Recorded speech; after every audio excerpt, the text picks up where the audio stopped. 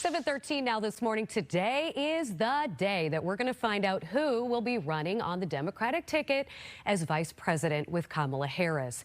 It comes as polls show that she and former President Trump are all tied up in key swing states. North Central College political science professor William Muck joins me now. Good morning, Professor. Good morning. So tell us a little bit about the final two contenders, what we know so far. Well, what we're hearing, and again, all of this is speculation, is that we're looking at Josh Shapiro as maybe the leading contender, governor of Pennsylvania, a centrist Democrat, somebody who's kind of a rising star in the party, and then Tim Walz, the governor of Minnesota, somebody who sort of came out of nowhere and has excited the base, a little more progressive. But we're seeing sort of a really interesting dynamic here. And Harris has, she's got a lot of options, and I think this is a really good time to be picking a vice president because there's a lot of talent, especially among Democratic governors. So I think it's hard to make a wrong choice given what she has in front of her. What can Harris gain by her selection? Well, she's thinking about a couple different things. The first thing is what's going to get her elected president, right? That's the most important job, is to say who's going to help me win. And I think that's why Josh Shapiro is such an intriguing candidate. Governor of Pennsylvania, widely popular governor, 65% approval ratings. So he really does that. But Tim Walz also is sort of really a folksy, dynamic guy. You could let him loose on the Midwest. So she's thinking about who helps me get elected. But then the second thing that matters, and matters a lot, is who do I want to govern with? Who do I connect with personally, right? So you oftentimes first think about who's going to help me win, and then the second thing is how am I going to govern with them? So those are the two things that are sort of playing out in her mind right now. Okay, so I want to turn to international politics a little bit with you, and I didn't prep you for this, so I hope you're ready. The attack on a U.S. military outpost in Iraq, and several U.S. soldiers were injured.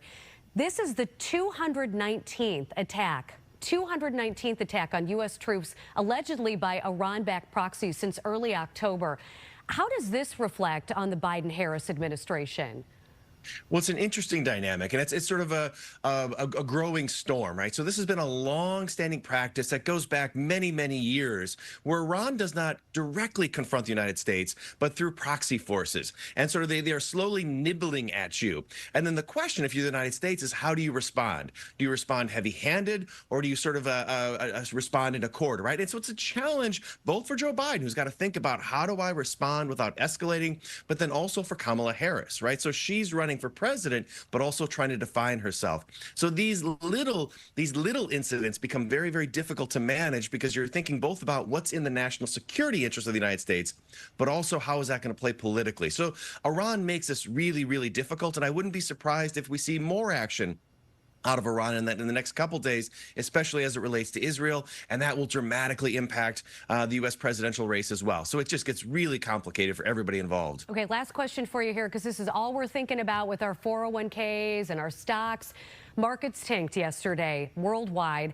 All indications point to a less dramatic day today, thank goodness, on Wall Street. But this could certainly have implications on the presidential race, right? Oh, absolutely, right. If you are, if you're Kamala Harris running, you want a strong economy. And then the question is that going to happen, right? If you have a strong economy, you're likely to get reelected. If not, you're likely to go home. So this is important for her. It's important for the Biden administration and the legacy. And we don't know yet, right? We're sort of figuring out where the economy is. Some of the economists say the fundamentals are strong. Others say that it's a little more sketchy. So we will see. And yes, absolutely, all of this impacts the presidential election. It's just, again, we're entering a couple months of really fascinating political dynamics. Professor Muck, thank you for your time, as always. Thanks for having me.